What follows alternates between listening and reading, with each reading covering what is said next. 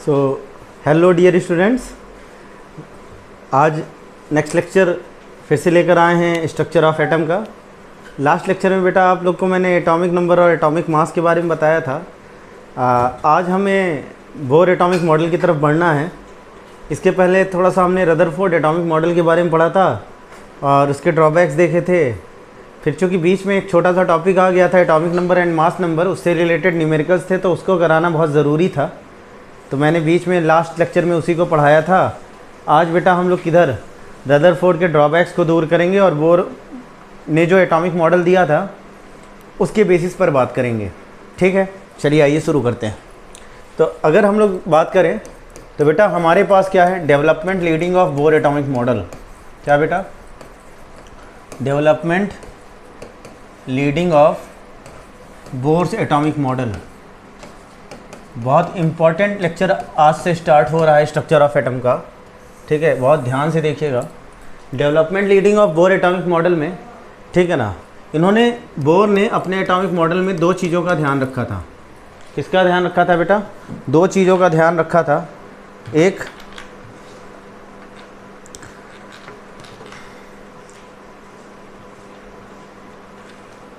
हाँ, ठीक है, तो बेटा दो चीज़ों का बहुत इन्होंने ध्यान रखा था अपने एटॉमिक मॉडल में। एक dual character of electromagnetic radiation का। क्या बेटा?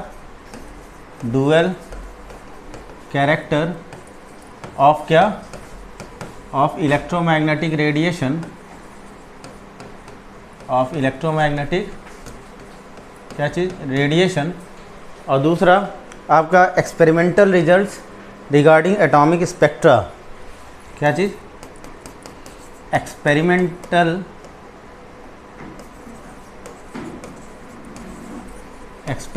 Results regarding atomic spectra, regarding atomic spectra. इन दो चीज़ों का हमने ध्यान रखा था भली भांति। ठीक है ना? क्या क्या? एक dual nature of electromagnetic radiation और दूसरा बेटा experimental results regarding atomic spectra के बारे में। ठीक है ना? किसने ध्यान रखा था बेटा? बोर एटॉमिक मॉडल ने। ठीक है ना? बोर ने जब अपना एटॉमिक मॉडल दिया था, कुछ बेसिस को उठाया था और उन्हीं बेसिस को उठाकर उन्हें अपने एटॉमिक मॉडल का जस्टिफिकेशन दिया था। तो आइए देखते हैं, हम लोग शुरुआत करते हैं किससे?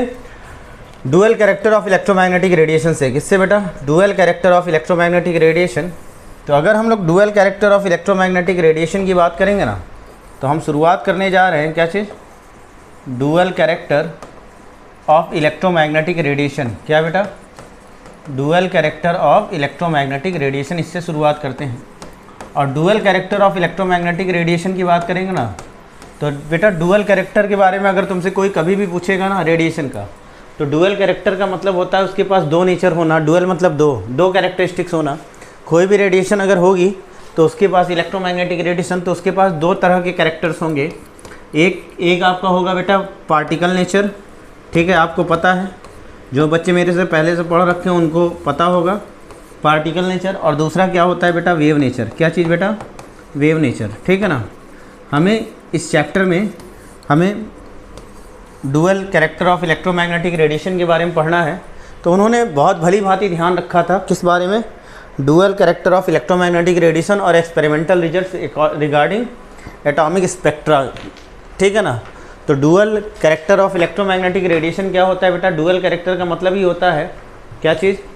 डुअल कैरेक्टर का मतलब ही होता है कि it contains two behaviour, that is one is the wave nature and second is the what? Particle nature. क्या क्या बेटा? एक आपका वेव नेचर कहलाता है, दूसरा क्या कहलाता है? पार्टिकल नेचर कहलाता है। तो हम लोग जो शुरुआत करेंगे वो हम लोग dual character of electromagnetic radiation से शुरुआत करेंगे, जिसमें हम लोग वेव नेचर के बारे में भी देखेंगे और पार्टिकल नेचर के बारे में भी देखेंगे। ठीक है ना? तो आइए हम लोग देखते हैं बेटा। ठीक है ना? हमने कहा क्या शुरुआत करने जा रहे हैं बेटा? Dual character of electromagnetic radiation. तो dual character of electromagnetic radiation की बात करेंगे ना, तो dual character of electromagnetic radiation में ये देखो, डुअल कैरेक्टर का मतलब ही होता है that it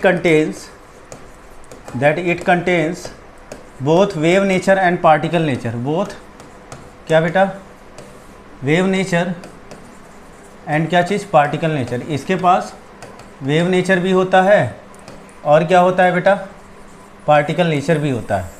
that it contains, dual character का मतलब that it contains both wave nature and particle nature.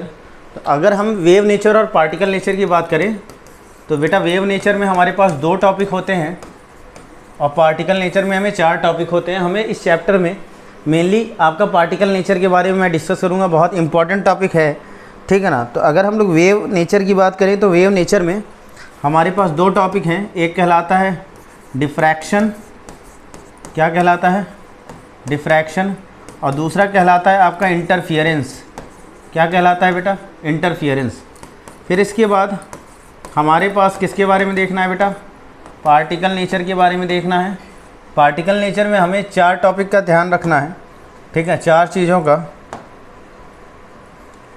Particle nature में हमारे पास 4 टॉपिक हैं, ठीक है, और इन 4 टॉपिक में हमारे पास,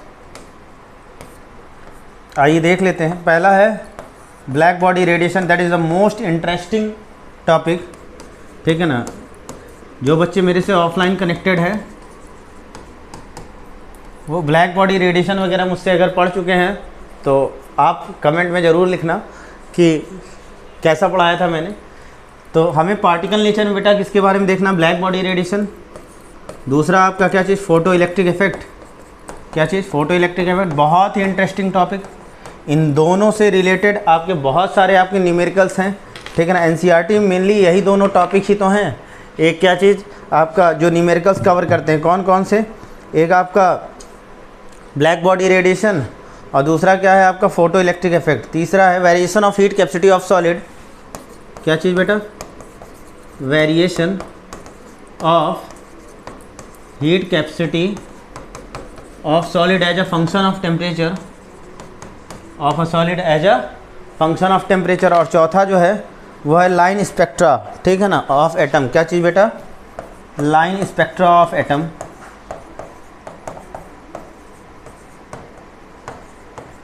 लाइन स्पेक्ट्रा ऑफ एटम, ठीक है ना। तो variation of heat capacity as a function of क्या चीज़, temperature, of solid as a function of temperature. इसके आगे आप चाहे जोड़ लीजिएगा, सॉलिड एज अ क्या चीज़ बेटा, एज अ फंक्शन ऑफ क्या, टेम्परेचर, ठीक है। फिर क्या है, लाइन स्पेक्ट्रा ऑफ एटम, ठीक है। क्या चीज़, लाइन स्पेक्ट्रा ऑफ एटम के बारे में पढ़ना है। तो हमारे पास मेनली यही बेटा टॉपिक है डुअल बिहेवियर में।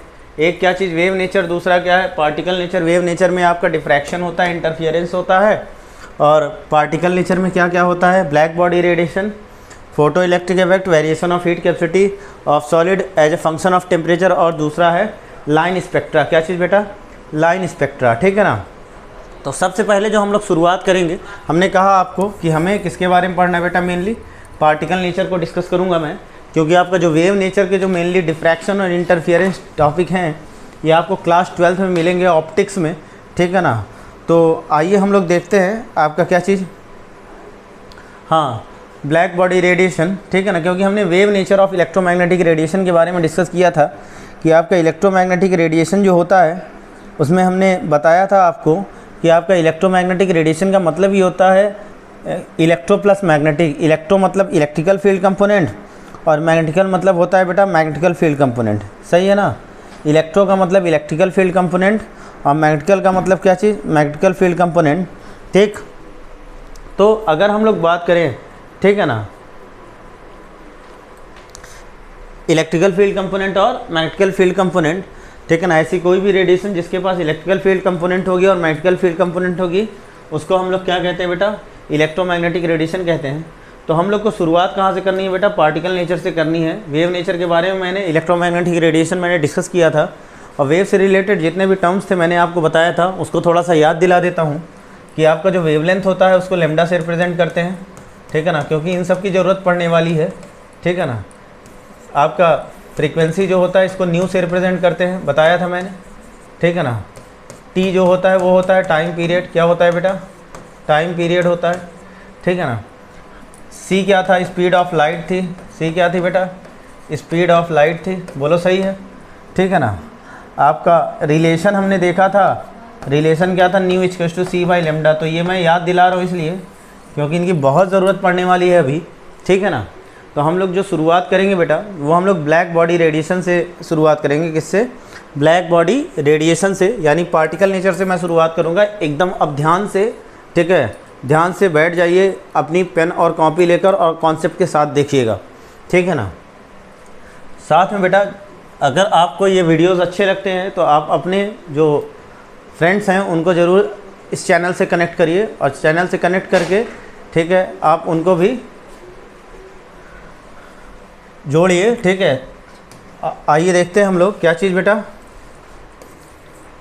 हमें किसके बारे में देखना है? ब्लैक बॉडी रेडिएशन के बारे में। एक एक टॉपिक मैं ख़त्म करूँगा, ठीक है ना, बहुत ही इजी वे में।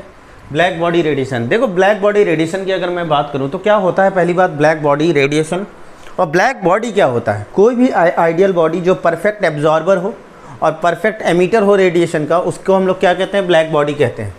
एनी बॉडी, ठीक है ना, एनी आइडियल बॉडी। कैसी बॉडी बेटा? एनी आइडियल बॉडी, ठीक है ना, which is a perfect absorber, which is a क्या चीज़? Perfect absorber and perfect emitter, and क्या चीज़ बेटा? And perfect emitter of radiation, and perfect क्या बेटा? Emitter of radiation. कोई भी ऐसी बॉडी जो परफेक्ट एब्जॉर्बर होगी और परफेक्ट एमिटर होगी बेटा रेडिएशन का, ठीक है ना, इज कॉल्ड ब्लैक बॉडी। उसी को क्या कहा जाता है? Is called black body. इसी को क्या कहा जाता है? ब्लैक बॉडी कहा जाता है, ठीक है ना। कोई भी बॉडी जो परफेक्ट एब्जॉर्बर हो और परफेक्ट एमिटर हो रेडिएशन का, उसी को क्या कहा जाता है बेटा? ब्लैक बॉडी कहा जाता है, ठीक है। कोई भी बॉडी जो परफेक्ट एब्जॉर्बर हो और परफेक्ट एमिटर हो रेडिएशन का, उसको हम लोग ब्लैक बॉडी कहते हैं, ठीक है ना।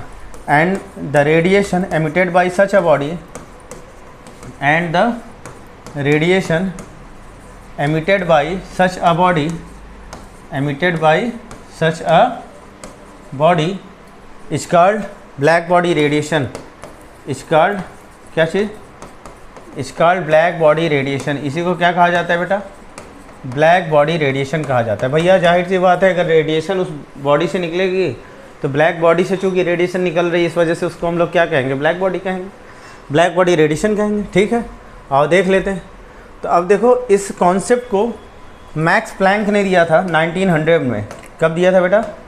इस कॉन्सेप्ट को मैं आपको बता दूं, बहुत तगड़े से समझा दूंगा। कॉन्सेप्ट को मैक्स प्लैंक ने दिया था कब? 1900 में। कब दिया था बेटा जी? 1900 में दिया था।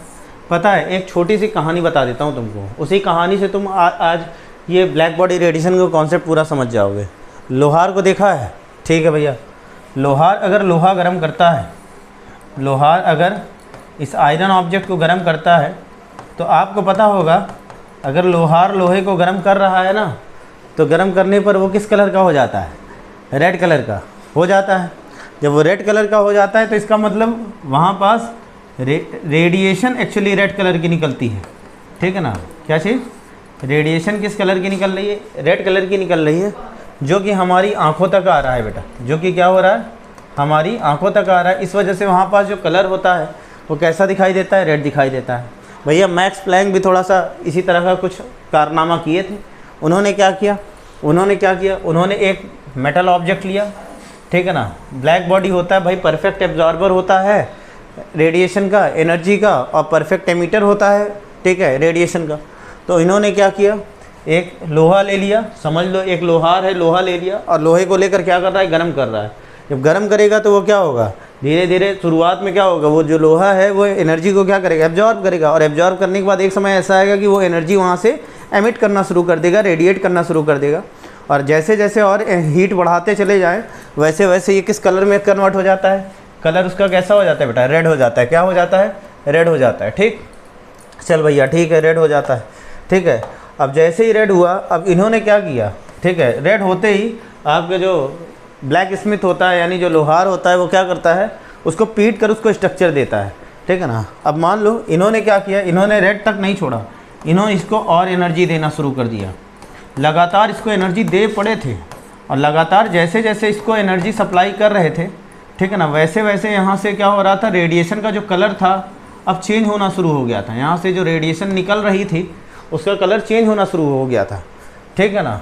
तो अगर इसका रेडिएशन का जो कलर था अगर चेंज होना शुरू हो गया, ठीक है ना, तो यानी जाहिर सी बात है शुरुआत में कैसा कलर था, ठीक है, इनिशियली विबग्योर का इस्तेमाल करूँगा बेटा, ध्यान रखना, इनिशियली रेड, फिर आपका क्या हो गया, ये और एनर्जी देना शुरू किए, तो ये किस कलर का आया, ऑरेंज, और एनर्जी देना शुरू कर दिए येलो, और एनर्जी देना शुरू कर दिए। इस तरह से कंटिन्यू होते होते यहाँ पास जो लास्ट में इनको रेडिएशन दिखाई दी वो कैसी रेडिएशन दिखाई दी, वायलेट कलर की। किस कलर की बेटा, वायलेट कलर की। This is just same as what, VIBGYOR. Class 10th में विबग्योर के बारे में पढ़ा था आपने। अभी मैंने एक आध लेक्चर में मैंने डिस्कस भी किया है इसको। Violet, indigo, blue, green, yellow, orange, red. शुरुआत में एनर्जी दिया, लोहे को गर्म किया, रेड था, और एनर्जी दिया, ऑरेंज हुआ, और एनर्जी दिया, येलो हुआ, और एनर्जी दिया। इस तरह से रेडिएशन निकलते निकलते लास्ट में उनको कैसी रेडिएशन दिखाई दी, ब्लू रेडिएशन दिखाई दी, वायलेट रेडिएशन दिखाई दी। तो उन्होंने तुरंत अंदाज़ा लगाया यहाँ पास कि यहाँ पास जो बेटा हम रेडिएशन दे रहे हैं, जो यहाँ पास हम लोग जो एनर्जी हम लोग लगातार जो दे रहे थे, ठीक है ना, जो यहाँ पास एनर्जी ऑफ रेडिएशन निकल रही है, ठीक है ना, वो डायरेक्टली प्रोपोर्शनल किसके है, फ्रीक्वेंसी ऑफ एनर्जी के है, फ्रीक्वेंसी के है। डायरेक्टली प्रोपोर्शनल किसके है, फ्रीक्वेंसी के। कैसे फ्रीक्वेंसी के हैं, तुम देखो, अगर हम लोग बात करेंगे एनर्जी डायरेक्टली फ्रीक्वेंसी के, ठीक है ना, तो आपको पता है यहाँ पास सबसे ऊपर टॉप वाला उठाता हूँ रेड, सबसे नीचे वाला उठाता हूँ वायलेट। 10th क्लास में तुमने पढ़ा था कि यहाँ पास एक रेड है और दूसरा क्या है बेटा, वायलेट है। आपने 10th क्लास में पढ़ा था कि रेड की वेवलेंथ मैक्सिमम होती है। वेवलेंथ क्या होती है, मैक्सिमम होती है, जबकि इसकी जो फ्रीक्वेंसी होती है, न्यू बोल रहा हूँ, जो फ्रीक्वेंसी होती है वो क्या होती है, मिनिमम होती है। क्या होती है, मिनिमम होती है, ठीक है ना। रेड की फ्रीक्वेंसी क्या होती है, रेड की फ्रीक्वेंसी आपकी मैक्सिमम होती है, नहीं सॉरी, रेड की फ्रीक्वेंसी आपकी मिनिमम होती है और वेवलेंथ क्या होता है, मैक्सिमम होता है। जबकि इसका जो वायलेट कलर होता है, वायलेट कलर का आपने पढ़ा था कि मिनिमम क्या होता है, वेवलेंथ, जबकि इसकी फ्रीक्वेंसी क्या होती है, maximum. That's why the colour of sky is the blue, ठीक है ना, हम लोगों ने पढ़ा था।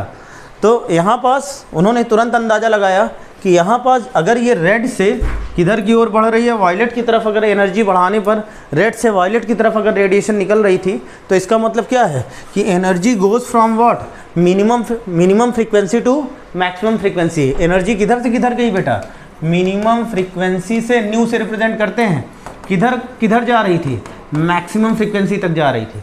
तो मिनिमम फ्रीक्वेंसी से मैक्सिमम फ्रीक्वेंसी तक कैसे जा रही थी, जो जब इसकी एनर्जी की वैल्यू, जो यहाँ पास एनर्जी लगातार दे रहे थे, उसकी वैल्यू लगातार क्या हो रहे थे, बढ़ाते चले जा रहे थे। तो यहाँ पास एक सिंपल सा कॉन्सेप्ट उन्होंने निकाला कि energy of radiation is directly proportional to what, frequency of light. Frequency of light जो रेडिएशन निकल रही थी वो डायरेक्टली प्रोपोर्शनल थी फ्रीक्वेंसी को। इसको ऐसे लिखा उन्होंने, E is directly proportional to क्या चीज़, न्यू। भैया यही तो लिखोगे, ई मतलब एनर्जी, न्यू मतलब फ्रीक्वेंसी, ठीक है ना। तो energy is directly proportional to क्या चीज़, फ्रीक्वेंसी ऑफ रेडिएशन। क्या चीज़ बेटा, फ्रीक्वेंसी ऑफ रेडिएशन।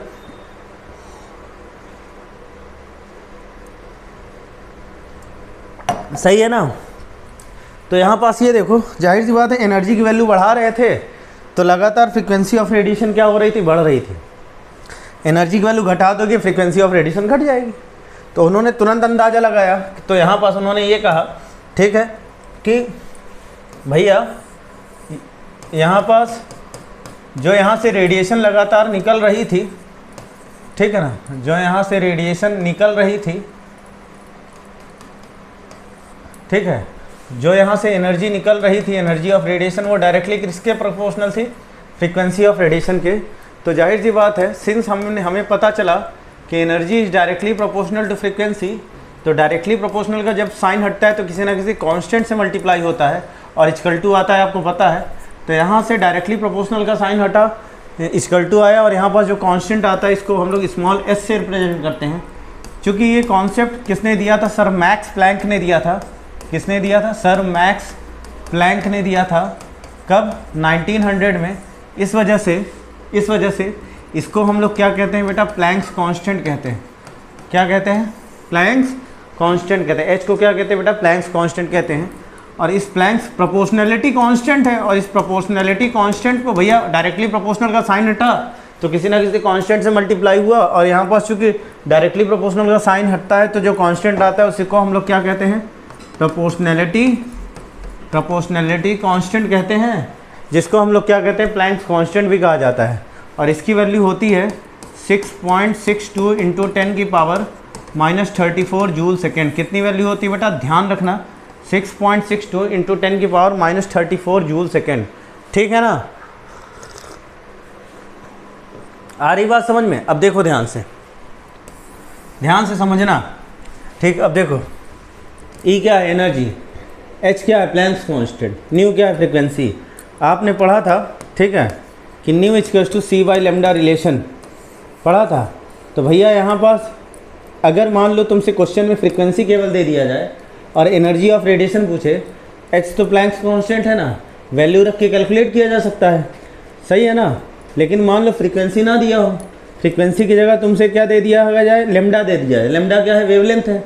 C क्या है, स्पीड ऑफ लाइट, और स्पीड ऑफ लाइट कितनी होती है, 3 इंटू 10 की पावर 8 मीटर पर सेकंड होती है। तो भैया इसको याद करने की तो ज़रूरत है नहीं, 10th में भी पढ़े हो, केवल लेमडा दे दिया जाए तब कैसे निकालेंगे। तो भैया यहाँ पास न्यू की जगह C बाई लेमडा रख दो, तो E इक्वल्स टू क्या हो जाएगा बेटा, HC बाई लेमडा।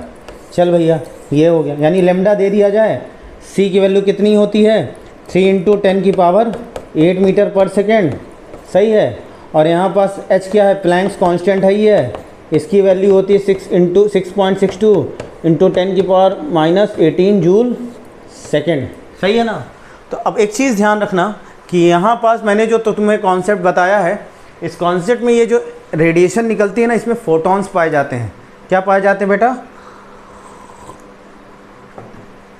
फोटॉन्स पाए जाते हैं। क्या पाए जाते हैं, फोटॉन्स। और अगर हम लोग ये जो फार्मूला हमने कैलकुलेट किया है, E इक्वल्स टू क्या है, ये जो फार्मूला हमने कैलकुलेट किया है, E इक्वल्स टू क्या चीज़, HC बाई लेमडा। तो अगर हम लोग यहाँ पास क्या निकाल रहे हैं, एनर्जी ऑफ रेडिएशन निकाल रहे हैं, तो अगर एनर्जी ऑफ रेडिएशन निकाल रहे हैं तो यहाँ पास इसको बोला जा सकता है एनर्जी ऑफ 1 फोटोन। क्या बोला जा सकता है बेटा, एनर्जी ऑफ 1 फोटोन तुमने निकाला, और एनर्जी ऑफ 1 फोटोन कितना है, HC बाई लेमडा। बेटा कितना, HC बाई लेमडा, बोल बेटा सही है।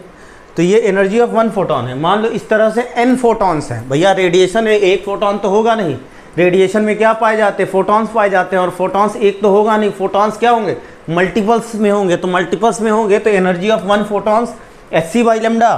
तो अगर हम लोग यहाँ से एनर्जी ऑफ n फोटॉन्स निकाल लें, क्या करें, एनर्जी ऑफ n फोटॉन्स निकालें, तो अगर एनर्जी ऑफ n फोटॉन्स निकाल, भैया energy of 1 photon HC by lambda, energy of n photons क्या हो जाएगा, NHC बाई लेमडा। क्या दे दिया जाए बेटा, NHC बाई लेमडा। अब सुनो ध्यान से, मान लो क्वेश्चन में तुमसे लेमडा दे दिया, एनर्जी ऑफ रेडिएशन में बोल दिया, उसका वेवलेंथ दे दिया, चलो ठीक है, C तुम्हें पता है, H तुम्हें पता है, और energy of photons total energy दे दी जाए, तो भैया इससे तुम नंबर ऑफ फोटॉन्स निकाल सकते हो जाएगा ना, बोलो ठीक है। तो आप यहाँ पास देखो ना हो, अगर हम लोग यहाँ पास अब बात करें, ये देखो एनर्जी ऑफ n फोटॉन्स क्या हो जाएगा, NHC बाई लेमडा। अब यहाँ पास एक और कॉन्सेप्ट देखो, भैया एनर्जी ऑफ 1 फोटॉन इतना था तो ठीक है, एनर्जी ऑफ n फोटॉन था तो n लगा दिया। और अगर हम लोग यहाँ पास energy of 1 mole of photons की बात करें, एनर्जी ऑफ क्या बात करें बेटा, 1 मोल ऑफ फोटॉन्स की बात करेंगे, तो energy of 1 mole of photons निकालोगे तो 1 मोल बराबर कितना होता है, 6.022 इंटू 10 की पावर 23।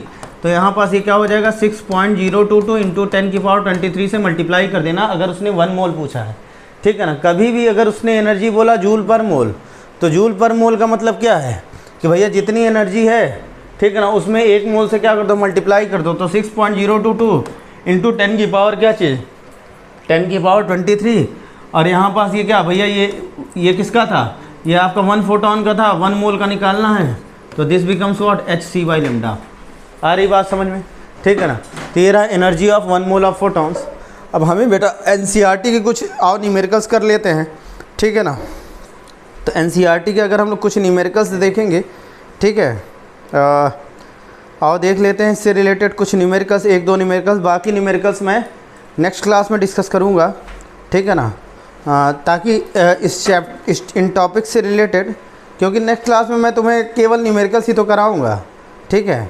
तो आओ देखते हैं जैसे क्वेश्चन है, ठीक है, और देख लेते हैं। तो हमारे पास बेटा दो ब्लैक बॉडी रेडिएशन से हमारे पास जो फॉर्मूला आया वो क्या आया, एनर्जी ऑफ रेडिएशन का फॉर्मूला आया that is E equals to H C by lambda. ये 1 फोटोन के लिए था, इसी को हम लोग एच न्यू भी बोल सकते थे। बोलो सही है, ठीक। Energy of 1 mole of photons निकालना था, energy of 1 mole of photons निकालना था। तो 1 मोल ऑफ फोटॉन्स के लिए क्या था भैया, एवोगैड्रो नंबर से तुमने मल्टीप्लाई किया, ठीक है। फिर उसके बाद हमने एनर्जी ऑफ n फोटॉन्स का निकालना था। किसका निकालना था, n फोटॉन्स का निकालना था।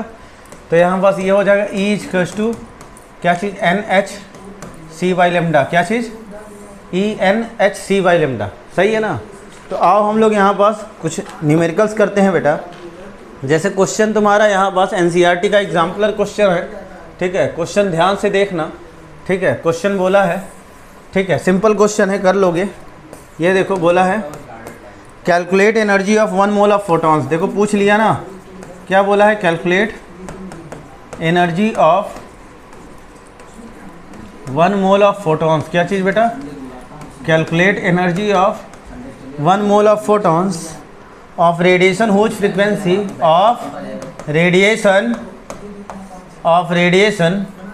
Whose frequency is of radiation whose frequency as क्या चीज़ 5 × 10 की पावर 14 हर्ट्ज, 5 × 10 की पावर 14 हर्ट्ज। कोई दिक्कत नहीं।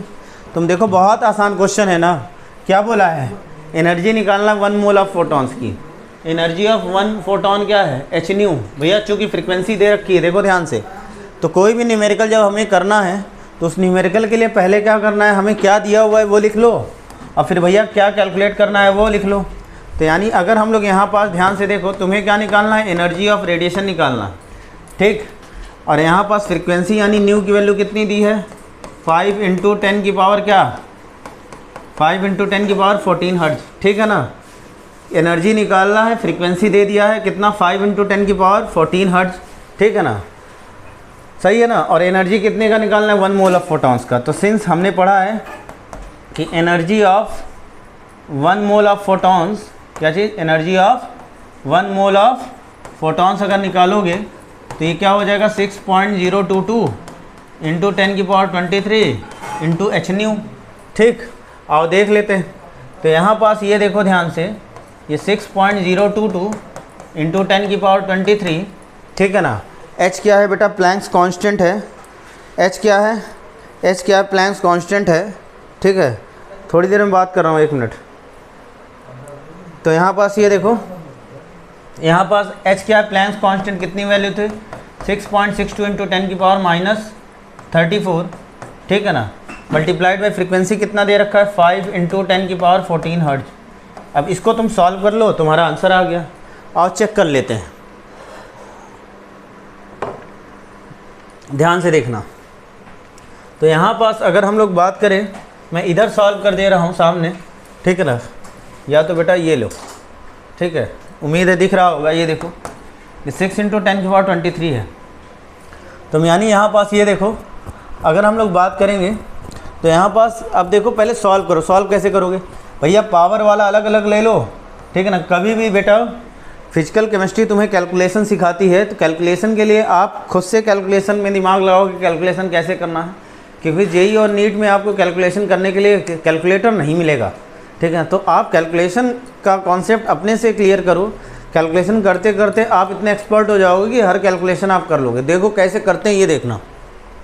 पावर वाला अलग लिख लो, 6.022 है तो भैया इसको 6 लिख लो, क्या फ़र्क पड़ता है, सही है ना। चलो ये क्या है, 6.62 है, ठीक है। और कोई नंबर है 5 है, तो नंबर एक तरफ कर लिया। अब यहाँ पास ये देखो, ये रहा 10 की पावर कितना 23, ये रहा 10 की पावर -34, और ये रहा 5 × 10 की पावर कितना, 5 × 10 की पावर 14, 5 × 10 की पावर क्या चीज़, 5 × 10 की पावर क्या चीज़ बेटा, 14, ठीक। तो चलो 5 का मल्टीप्लाई कर ले बेटा, 5 का मल्टीप्लाई करोगे तो 5 6 जा कितना हो जाएगा 30, और ये हो जाएगा 6.62। ठीक है, छोड़ दो इसको अभी। ठीक है, और यहाँ पास ये देखो बेस सेम है, पावर अलग अलग है। नहीं, ये 5 तो मैंने लिख चुका हूँ ना। ठीक है, 5 हटाओ यहाँ से। ये देखो बेस सेम है, पावर अलग अलग है। तो बेस सेम है, पावर अलग अलग है, संख्या क्या है मल्टीप्लाई में, तो पावर ऐड कर दो। तो 23 और 14 कितना हो जाएगा, बोलो बोलो। अच्छा इसको ये देखो 34 और 14 को सॉल्व करोगे -20 आएगा। फिर -20 में फिर ये रहा आपका 10 की पावर -20, और फिर ये क्या है 10 की पावर कितना है 23। इनको सॉल्व करोगे तो कितना बचेगा 10 की पावर 3। चल बेटा ठीक है, क्या बचा 10 की पावर 3 बचा। ठीक, अब यहाँ पास ये देखो ये 30 का मल्टीप्लाई कर दो। देखो 6.62 का मल्टीप्लाई करोगे ना 3 से तो 19.86 आएगा। कितना आएगा 19.86। आप करके देख लेना, मेरी कैलकुलेटेड वैल्यू है, आगे 0 लगा है तो मल्टीप्लाइड बाई 10 इसको ऐसे लिखा, और ये रहा 10 की पावर 3। ठीक, अब देखो यहाँ पास ये पूरा का पूरा इधर ऊपर आंसर लिख दे रहा हूँ। ठीक है ना, तो यहाँ 19.86 मल्टीप्लाइड बाई यहाँ पास बेटा क्या हो जाएगा 10 की पावर 14। क्या हो जाए, सॉरी 10 की पावर 4। क्या चीज़ 10 की पावर 4। जब एक्सपोनेंट एंड पावर कहता है कि आपका जो कभी भी पावर नोटेशन में अगर आंसर आए ना, तो जो न्यूमेरिकल वैल्यू है उसमें जो डेसिमल होता है वो एक संख्या बाद होता है। तो अगर इस डेसिमल को यहाँ खिसकाना है तो इसका मतलब इसको 10 से डिवाइड करोगे। तो भैया ऐसे थोड़ी ना कर दोगे, तुम्हें इस इक्वेशन में 10 से मल्टीप्लाई भी करना पड़ेगा। तो 10 से डिवाइड किए तो ये हो गया 1.986 मल्टीप्लाइड बाई ये 10 की पावर 4, और 10 की पावर 1 कितना हो जाएगा 10 की पावर 5। ये क्या निकाले हो, energy of 1 mole of photons किस में आएगा, जूल पर मोल में। किस में आएगा बेटा, जूल पर मोल। चूँकि 1 मोल का निकाले हो, केवल सिर्फ 1 फोटॉन का निकालते तो केवल जूल लिखते, चूँकि पर मोल निकाले हो 1 मोल का निकाले, इसलिए एनर्जी क्या आएगी 1.986 इंटू 10 की पावर 5 जूल पर मोल। आ रही बात समझ में। तो ये था आपका एनसीईआरटी का न्यूमेरिकल। ठीक है, तो इसके बाद बेटा आज मैंने आपको यहाँ से ब्लैक बॉडी रेडिएशन से जो स्टार्ट किया, ठीक है ना, बहुत अच्छा कॉन्सेप्ट है, इसको आप देखकर नोट्स बनाइएगा। ठीक है, एक न्यूमेरिकल केवल डिस्कस किया हूँ, सिंपल सा न्यूमेरिकल था। नेक्स्ट क्लास में न्यूमेरिकल की पूरी सीरीज लेकर आऊँगा एनसीईआरटी के। ठीक है ना, तो नेक्स्ट क्लास में इस कॉन्सेप्ट को लेकर आप बैठिए, और फिर नेक्स्ट क्लास में आप पेन कॉपी लेकर बैठिएगा। न्यूमेरिकल की सीरीज के साथ हम लोग मिलेंगे। बहुत अच्छे कॉन्सेप्ट और बहुत अच्छे आपके एनसीईआरटी के जो इन टेक्स्ट और एक्सरसाइज के जो न्यूमेरिकल्स है छाट के हम लोग करेंगे। ठीक है ना, तो आज बेटा इतना ही रखते हैं। आप कॉन्सेप्ट को आप पहले अच्छे से पढ़िए। एक न्यूमेरिकल मैंने बेसिक कॉन्सेप्ट के लिए आपको बता दिया। नेक्स्ट क्लास में केवल न्यूमेरिकल की सीरीज रहेगी। ठीक है, तो नेक्स्ट क्लास में मिलते हैं। ठीक है, थैंक यू, जय हिंद।